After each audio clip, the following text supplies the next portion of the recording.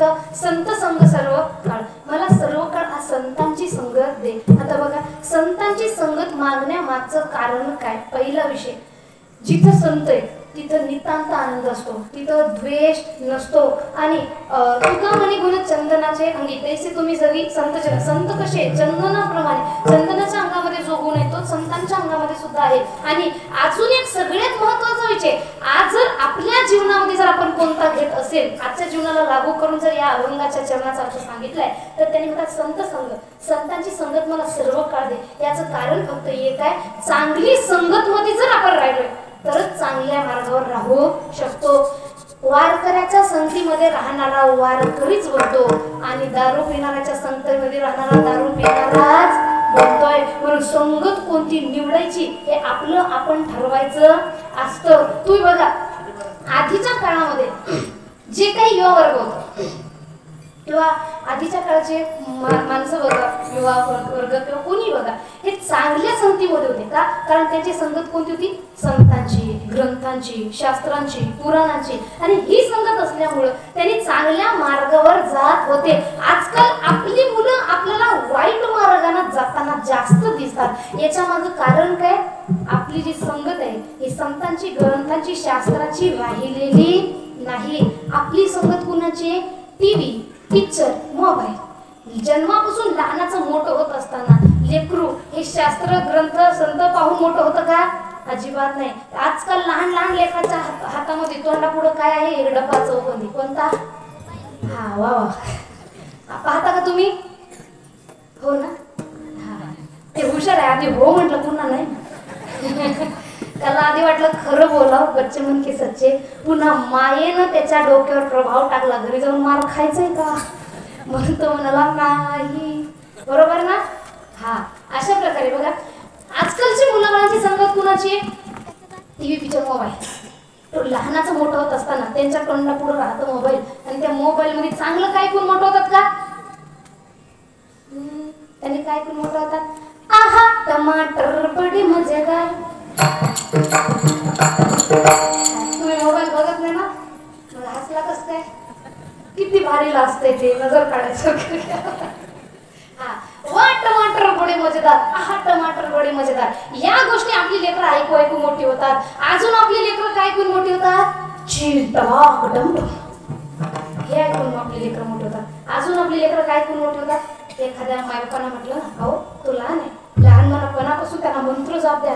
ते म्हणतात आताच no no, this age is only and only for education. हे वय फक्त आणि फक्त त्यांच्या शिक्षणासाठी आहे, बाकी कोणत्याही गोष्टीसाठी नाही. मी नेहमी सांगते, मुला बाळांना शिक्षण द्या, पूर्ण भक्तीच मार्गात आणा, कुणी सांगत नाही. शिक्षण द्या, पण त्या शिक्षणासोबत संस्कार सुद्धा तेवढेच महत्वाचे आहेत. नुसतं शिक्षण दिले, संस्कार नसेल, आपली लेकरं काही कामाची राहतील का? अजिबात नाही. शिक्षण म्हणजे काय हो? Education is not just name of any degree or certificate and you should go the proof. नुसतं लोकांना दाखवण्याकरता घेतलेल्या डिग्र्या याला शिक्षण म्हणत नाही. Our degree is just a piece of a paper. Our real education is seen in our behaviour with others in real life.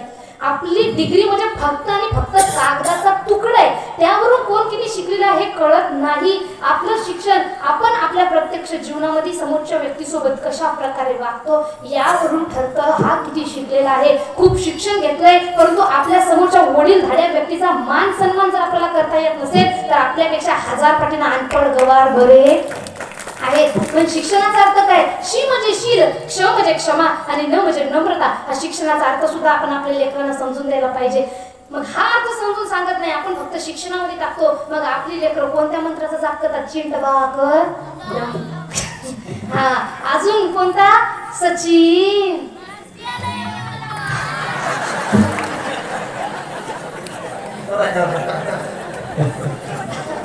हा, प्रत्ययोन या गोष्टी आपली मुलं बाळ होतात. अजून कोणत्या लेकरांचा अभ्यास आहे? आप्पाचा विषय लई, आप्पाकडे क्रेडिटचं, आप्पाचं घरात नाही, आप्पाचा बाहेर लई. अभंगाचं प्रथम चरण काय आहे?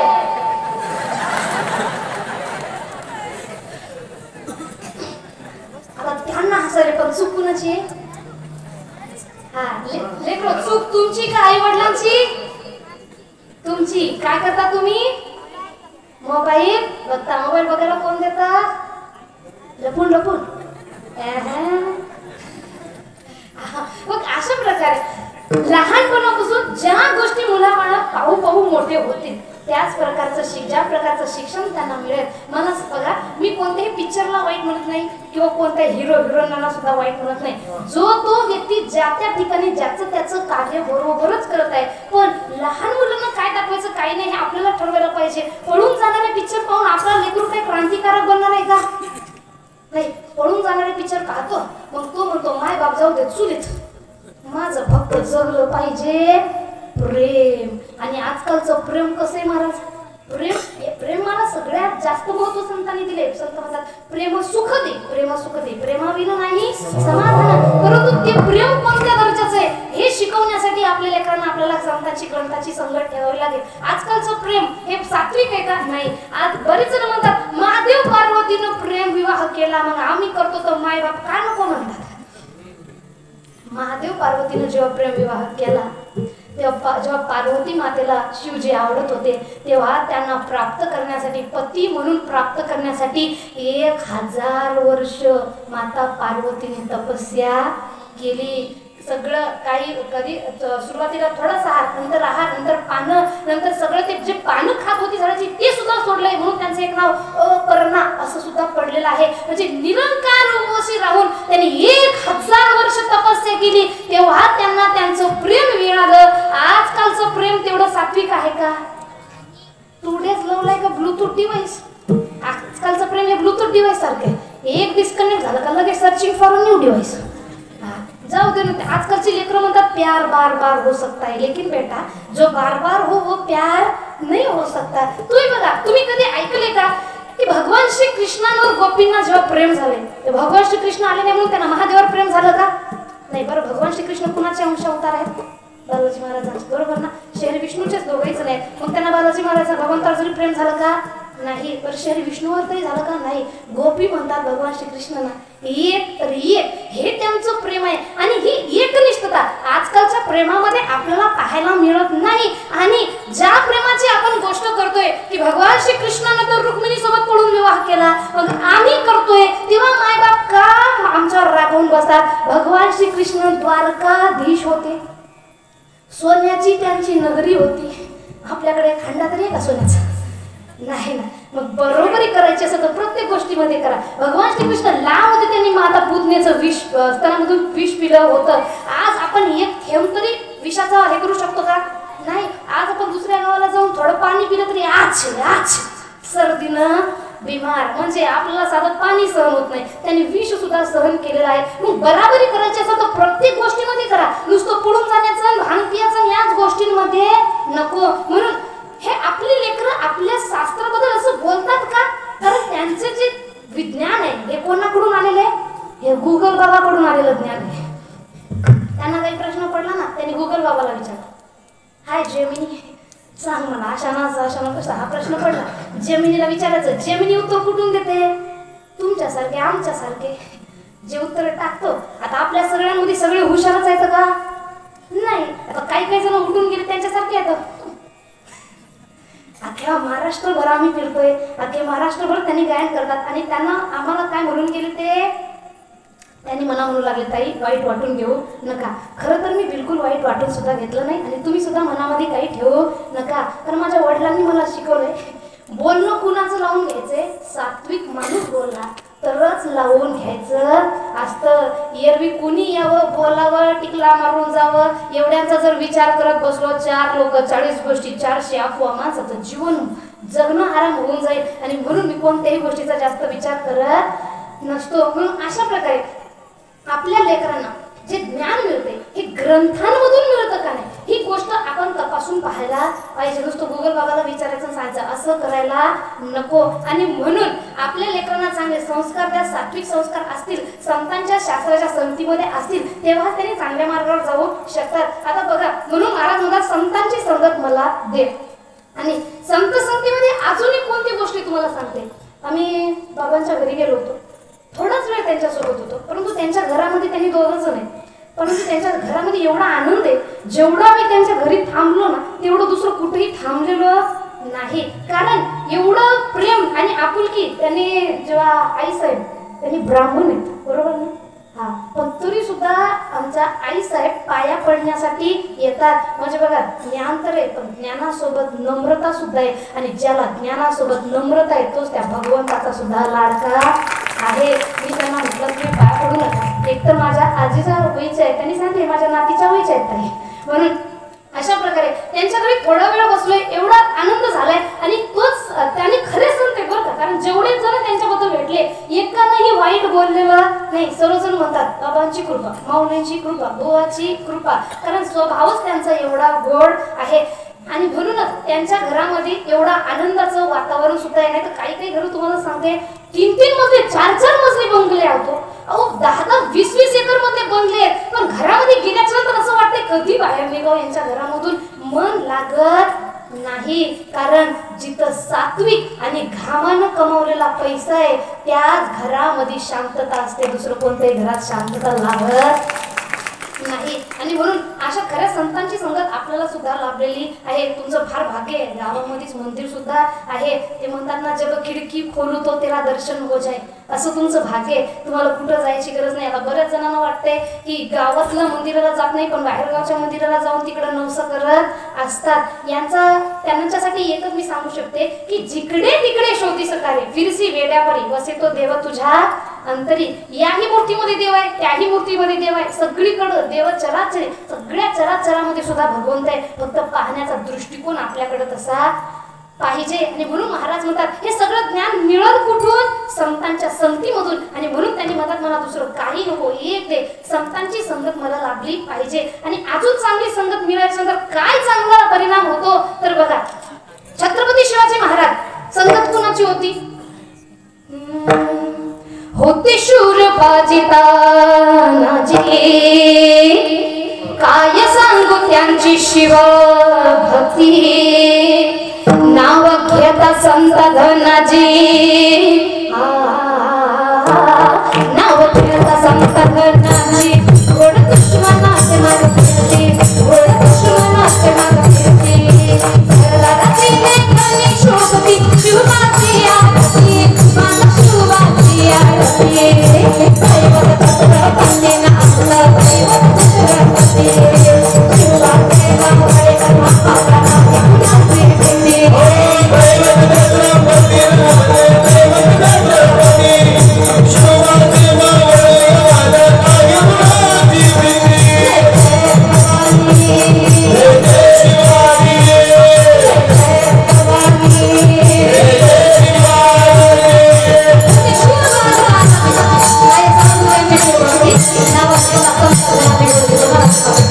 आणि अशी संगत आपल्या एक तर छत्रपती शिवाजी महाराज त्यांची दिल्लीचा कष्ट हलविला, हे पूर्ण मावळे हलविला, दिल्लीचा कष्ट हलविला, हे पूर्ण मावळे हलविला, उभा खाना करकरा काढला, उभा खाना करकरा काढला, सारे जीव सेवा झाला, निर्गमा झाला धराया, आले गेले व्यक्ती, आव्हाने गेले व्यक्ती,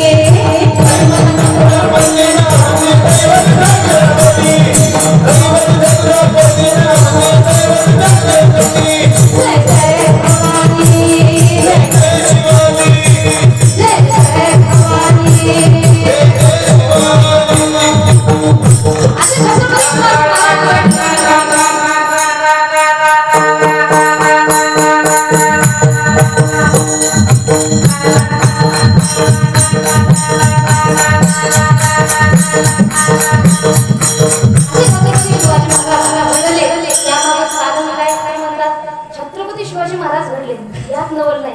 नवल कशात आहे, ज्यांनी घडवलं त्यांच्यामध्ये. छत्रपती शिवाजी महाराजांना घडवणाऱ्या कोण तर म्हणतात माता जिजाई होती शिवबाची आई, म्हणून महाराष्ट्राला लाभली शिवशाही. धन्य धन्य ती आई राष्ट्र पावन होई, तिची थोर विठुराज महाराष्ट्र जाई. माझ्या जिजाऊची पुण्याई अशी आम्ही घरात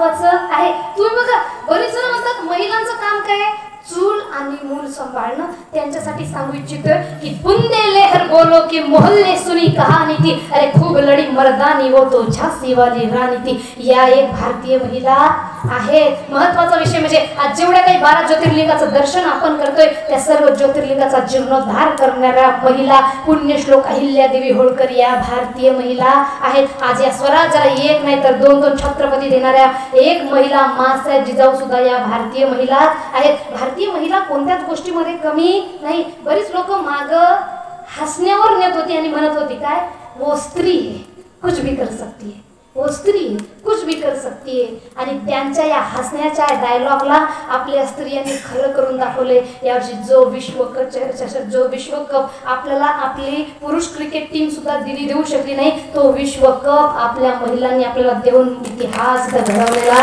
आहे. अर्थ काय, महिला कधीच ना कोण्या गोष्टीमध्ये कमी होत्या ना कमी आहे. भगवंताला आपलंच करणारा संत मीराबाई सुद्धा संत महिला आहेत. संत ज्ञानेश्वर महाराज जेव्हा रुसून ताटी बंद करून बसतात तेव्हा ताटी उघडा ज्ञानेश्वरा योगी पावन मनाचा साहे अपराध जनाचा, हा उपदेश करणाऱ्या सुद्धा मुक्ताबाई आपल्या एक महिला आहेत. फक्त काय झाले, मध्यस्थी एक काळ आला, त्या काळामध्ये थोडे पिक्चर निघले आणि पिक्चर मध्ये एका हिरोनीनं एका भिंतीवर पाल पाहिली आणि त्या पालीला पाहून हिरोनी म्हणाली, ओ माय गॉड छिपकली आ गई.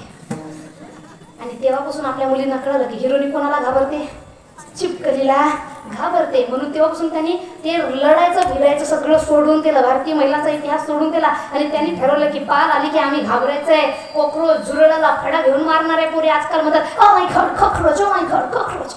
झुरळ आलं की तरी सुद्धा घाबरायचे. आपण जसं टीव्ही मध्ये त्या हिरोण्या वागतात तशा प्रकारे वागण्याचा प्रयत्न करतोय. हिरोण्यांसारखं वागून आपल्याला फक्त फेम मिळू शकतो, परंतु इज्जत जर कमवायची असेल तर आज हे आपल्या भारतीय इतिहासामधल्या महिलांसारखंच वागावं लागेल. तुम्ही बघा राण्या दिसायला सुंदर होत्या, त्यांच्यासारख्या सुंदर त्यांच्या दासी सुद्धा होत्या.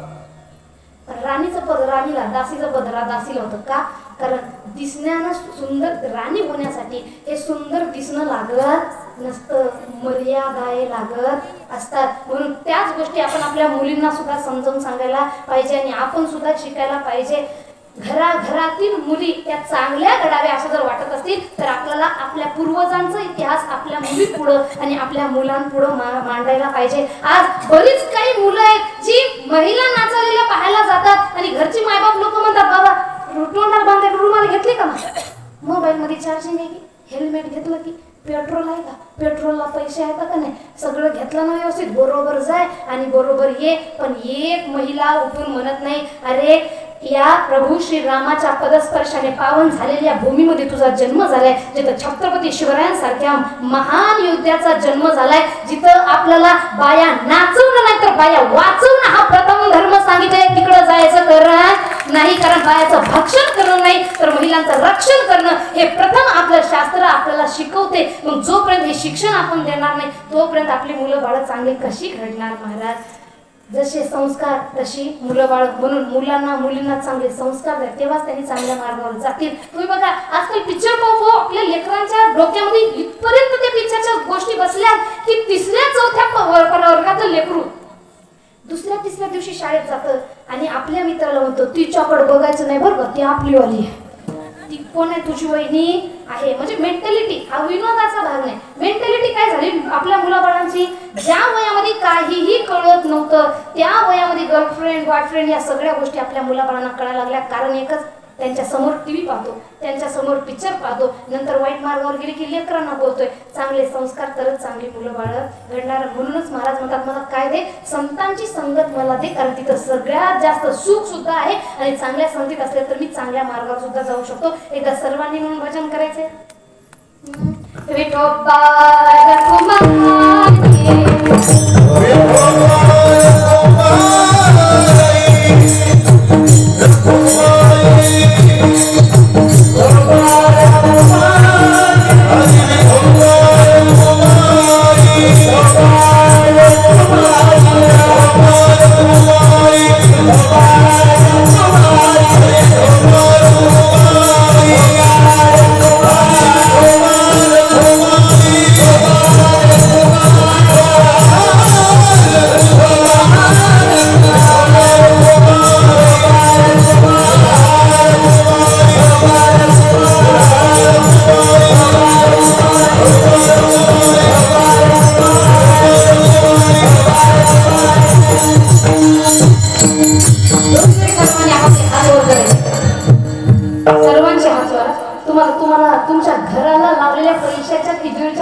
देवाची शपथ आहे म्हणे.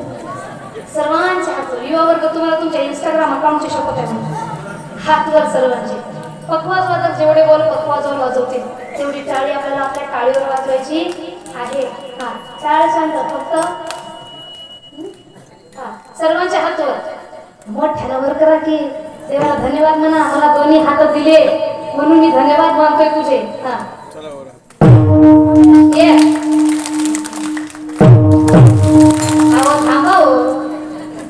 थांबा म्हणलं माय. त्यांच्यानंतर त्यांनी जेवढे वाजवले फक्त तेवढेच वाजवायचे. लक्षात आलं? आता करा बरी.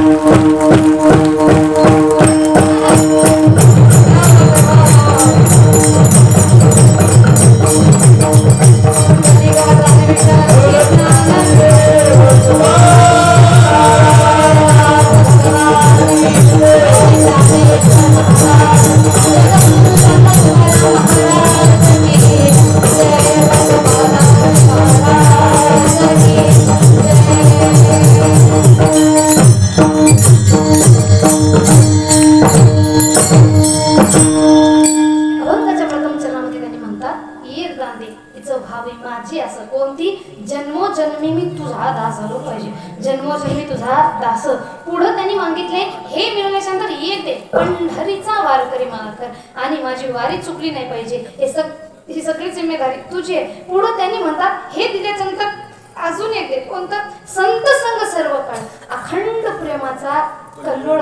या जगामध्ये सुख कुठं असेल तर ती संतांच्या संगतीमध्येच आहे आणि म्हणून मला संतांची संगत सुद्धा दे. आणि एवढं काम केल्याच्यानंतर मी फार आनंदी होणार. विठ्ठला विठ्ठला.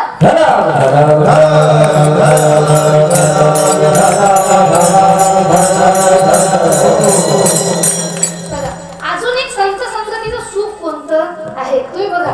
गावामध्ये सप्ताह असू द्या, गावामध्ये कीर्तन असू द्या, माणसाचं मन भक्तिमय होतो. बरोबर ना?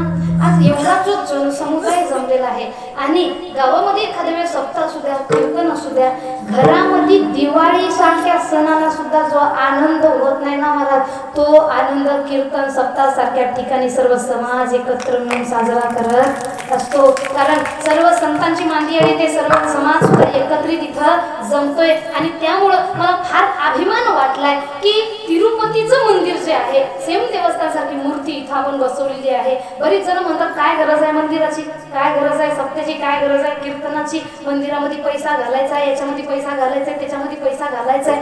आणि असं बोलणारे जी लोक आहे ना, तुम्हाला सांगते आपल्या धर्मातली असं बोलणारे जी लोक आहे ती लोक 12 महिने पुडी त्यांच्या तोंडात हे घेणारी किंवा खाणारी असतात. बघा एक पुडी एखादा व्यक्ती खात असेल तर एक पुडी कितीला आहे? मी कधी खाल्ली नाही, खाणार इथं बसून नसेल. आपण किमान 5 रुपये धरू. 5 रुपयाला एक पुडी. दिवसातून खाणारा 10 सहज खातो. 5 10 50. एका दिवसाचे किती रुपये व्हायले? पर डे 50 रुपये एक व्यक्ती खायला. त्याच्यामध्ये मित्र आले, पाहुणे आले, हे जर आले तर तो खर्च वेगळा. एखाद्या वेळेस बायकोनं धुण्यामध्ये धुतली तर तो खर्च वेगळा. आता तो जाऊ द्या. फक्त आपण वैयक्तिक धरत आहे पुड्यांचा. एक पुडी एका दिवसात 5 खातो. 5 10 50 रुपये रोजानं. गणित कुणाचं पक्का आहे सांगा? एका महिन्याचे किती रुपये होतात? 5 रुपये. 1500 रुपये. किती जण? एका व्यक्तीचा महिन्याचा पुडीचा खर्च किती व्हायला? 1500 रुपये. 1500 रुपये महिना गुणिला 12 करा बरं. एका वर्षाचे किती रुपये व्हायले? 18,000 रुपये. एक वैयक्तिक व्यक्ती नुसता खाऊन थुकण्यामध्ये घालतोय. हा फक्त वैयक्तिक खर्च आहे. आणि एवढा खाऊन दारू पिणाऱ्याचा तो तर खर्च वेगळा, घरच्यांना होणारा त्रास तो खर्च वेगळा. आणि एवढं खाऊन पिऊन एवढा फालतू खर्च करून इकडे येऊन ज्ञान देतोय की देवाचं मंदिर कशाला, लागतं. त्याला म्हणायचं बाबा तू तुझ्या पुढे सांभाळ, आम्ही काय तुला मागितलं नाही, काही नाही. बघा मंदिर आहेत, मंदिर असलं म्हणजे कुठं तरी नतमस्तक होण्यासाठी. तुम्हाला जर वाटत असेल तर जीवनामध्ये कधी अनुभव घेऊन बघा. अनुभव आल्यांगा ते जरा सांगते, संतांनी ते सांगते. जीवनामध्ये कधी कधी आपल्यावर असा वेळ होतो, काही अडचणी अशा असतात आपल्या जीवनामध्ये की त्या एवढ्या मोठ्या आहेत, पण प्रॉब्लेम अशी की पुन्हा समोर आपण मांडू शकत नाही. कारण आजकाल अडचणींवर उपाय सांगणारे कमी, त्याच्यावर मीठ सोडणारे जास्त झालेले आहेत. म्हणून म्हणतात ना की प्रत्येकाला आपल्या अडचणी सांगत फिरायच्या नसतात. आपण त्यांना विश्वासाने सांगतो, तो दुसरीकडे काही फालतूच्या चर्चा करत बसतो. मग कधी कधी जीवनात अशा अडचणी येतात, इथे आताही किती लोकांच्या डोक्यात असतील ज्या अडचण आपण कुणाला सांगू शकत नाही, परंतु त्या अडचणीवर सोल्युशन काढणं महत्वाचं आहे. कारण त्या अडचणी फार गंभीर असतात. थोडं 10 मिनिटं मंदिरात बसायचंय, त्या देवाच्या मूर्तीकडे पाहायचंय, त्याला म्हणायचंय मला माहित नाही की माझ्या जीवनात ही अडचण का दिली नाही, का दिली. हे मी खरं सांगते, माझ्या स्वतःच्या अनुभवावरून सांगते. त्या देवाच्या मूर्तीकडे पाहायचंय, त्याला म्हणायचंय की देवा मला माहित नाही की तू माझ्या जीवनात काय अडचण दिलेली आहे. या जन्मात मला माहित नाही, मागच्या जन्मी काही चूक झाली असेल किंवा न चुकून या जन्मात काही चूक झाली असेल, मला माफ कर. परंतु या अडचणीतून बाहेर काढण्यासाठी आता काहीतरी तू शेवटचा मला सहारा आहे, मला एवढं कर. तुम्ही फक्त करून बघा. तुम्हाला सांगते, जो व्यक्ती सात्विक आहे, ज्यानं कधी कुणाचं वाईट केलं नाही, त्याच्या जीवनात अडचण येत असेल आणि तो जर तिथं जाऊन हा जर मी सांगितलेला नियम फॉलो करत असेल, 2-3 दिवसामध्ये त्याच्या अडचणीचा त्याला उपाय भेटणार म्हणजे भेटणार. ती ताकद त्या जागेची आहे महाराज. कारण किती इकडे माणसाचं मन कितीही टेन्शन मध्ये असू द्या, तिथं गेल्याच्या नंतर 2 मिनिट शांतता भेटणार म्हणजे भेटणार. आणि बरेच जण म्हणतात तुमचा देव सगळीकडे, मग मंदिर करायला लागतं. देव तर सगळीकडे ना, मग मंदिराची गरज काय. तर याच्यासाठी माझ्याकडे भरपूर उत्तर आहे, परंतु मला ज्यांचं आवडलं त्यांचं उत्तर मी तुम्हाला सांगते. मुरारी बापूने एका इंटरव्ह्यू मध्ये सांगितलं होतं की जशा प्रकारे हवा सर्वत्र आहे, परंतु टायर पंक्चर झाल्याच्या नंतर त्या टायराला वर उचलून हवा ये म्हटल्यानंतर हवा त्याच्यात बसणार का नाही. एक कोणतं दुकान आहे, त्या दुकानात आपल्याला जावं लागेल, त्याच्यामध्ये हवा भरून घ्यावी लागेल. मग अशाच प्रकारे भगवंत हे सगळीकडे, परंतु कधी मनाला अडचण आली किंवा काही झालं तर नतमस्तक होण्यासाठी ते ठिकाण आपल्याला पाहिजे. आणि दुसरा एक विषय म्हणजे एखाद्या व्यक्तीला म्हटलं, तुम्हाला म्हटलं मी की बा माझ्या आईचा चेहरा आठवा, महिला वर्ग तुम्हाला आठवल का नाही. कारण काय का आठवणार नाही, कारण तुम्ही पाहिले का नाही. आता मी इथून गेली कीर्तन करून, तुम्ही मला पाहिले आणि उद्या जर तुम्हाला कोणी म्हटलं चला कांचनताईचा चेहरा आठवता येईल का नाही, आठवता येईल. मग अशा प्रकारे मूर्ती म्हणजे काय, भक्तीचा पहिला वर्ग आहे. जेव्हा आपण आपल्या लहान मुलाबाळांना सांगतोय की बाबा तू ध्यान कर, ते म्हणते कुणाचं करू, करण्यासाठी काहीतरी पाहिजे ना, नुसतं डोळे लावून बसू का, कुणाचं ध्यान करू. त्या बघायचं का हे कोण आहे, भगवंत आहे. आणि एक वेळेस त्या भगवंताच्या मूर्तीचं ध्यान करता करता भक्तीची चरण सीमा कोणती आहे की त्या मूर्तीची सुद्धा गरज आपल्याला राहणार नाही. कारण त्या मूर्तीमध्ये त्याच्या आपल्यामध्ये काही फरकच राहणार नाही. कारण संत म्हणतात देव पाहावं असे गेलो, देव पाहायला झालोय, भक्ती एवढी होती की मी स्वतःच देव झालोय. या आपल्याला पायरीपर्यंत पोहोचायचं आहे. आणि म्हणून अशा प्रकारे मंदिरांची गरज सुद्धा आहे. तुम्ही बघा, जसं हे यावर्षी भरपूर पावसाने सर्वांचं बऱ्याच आपल्या शेतकऱ्यांचं नुकसान सुद्धा झालेलं आहे. कित्येक असे मंदिर आहेत त्यांनी स्वतःहून पुढे येऊन पूरग्रस्त शेतकऱ्यांसाठी निधी दिलेला आहे. मग आपल्या मंदिरांमध्ये दान सर्वजण घेतात, याची सगळेजण कटकट करतात, दान घेतलं. अरे दिलं किती ते सुद्धा प्रचार करा ना. कधी कुणी काही दिलं याचा प्रचार कुणी करणार नाही, किती घेतलं फक्त याचा प्रचार सर्वजण करतात. म्हणून आपल्या धर्माबद्दल जागृती आपण ठेवायला पाहिजे.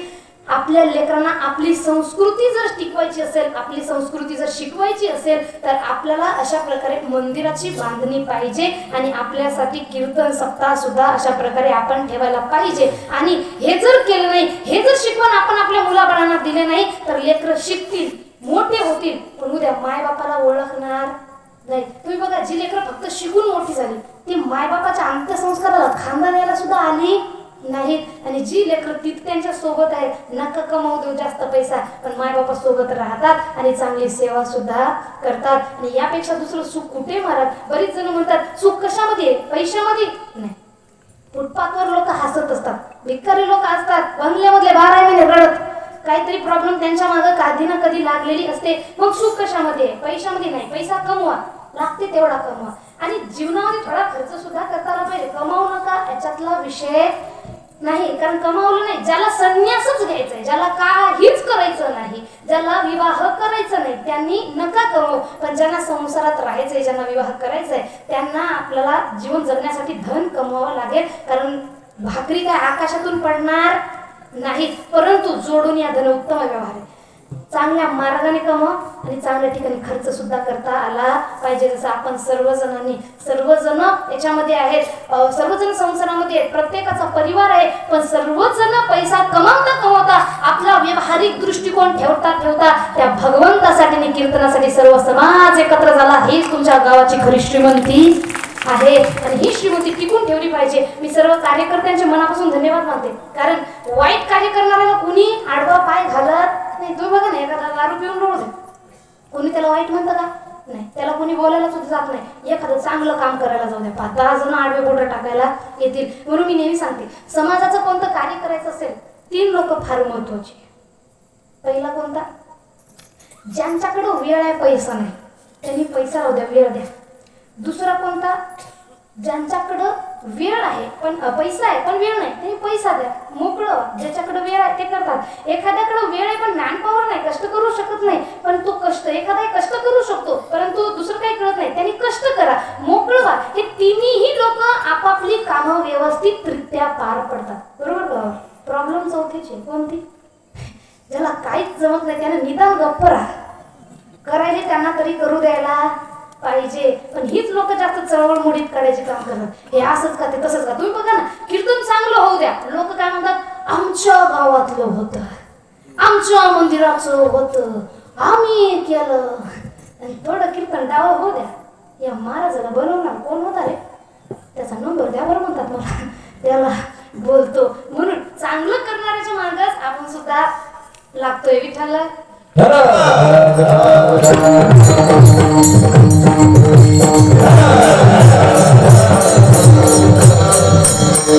अशा प्रकारचे समाजाची कार्य झाली पाहिजे. एवढे काही कार्यकर्ते त्यांच्या मनापासून मी धन्यवाद मानते की एवढ्या छान प्रकारे आपण सुंदर कार्यक्रम पार पाडलेला आहे. आणि शेवटी महाराज म्हणतात की एवढं दिल्याच्या नंतर देवा अजून मला एक गोष्ट दे. ती म्हणजे कोणती? की चंद्रभागे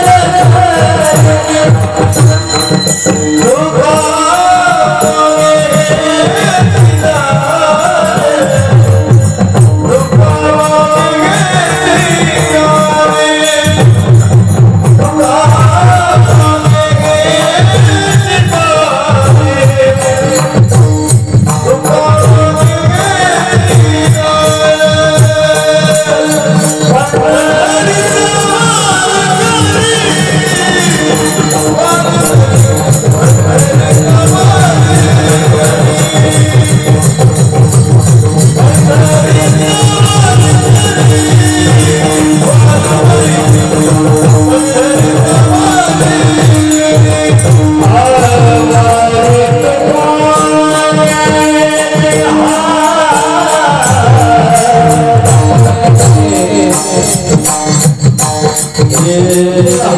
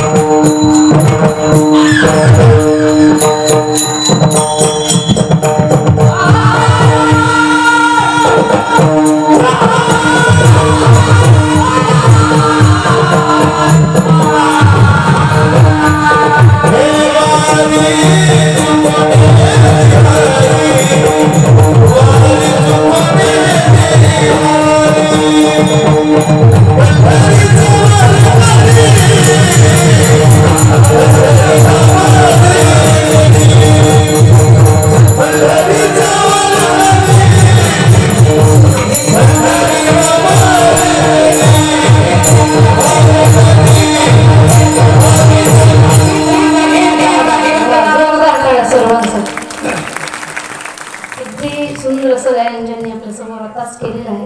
महत्त्वाचं म्हणजे अगदी सुंदर आवाज आणि हा आवाज तयार करण्यासाठी घेतलेली खूप सारी त्यांची मेहनत, त्यांनी